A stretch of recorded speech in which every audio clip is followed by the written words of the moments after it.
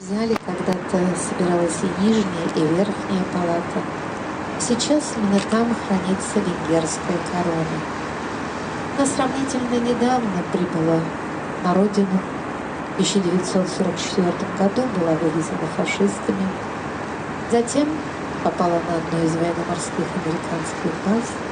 Только в 1976 году с почестями вернулась на родину. Сначала Венгерский национальный музей, затем уже в 2004 году поселилась здесь.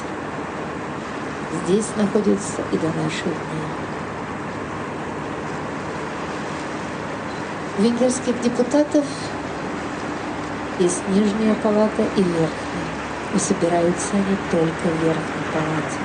Нижняя палата предоставлена для специальных сессий, для специальных встреч.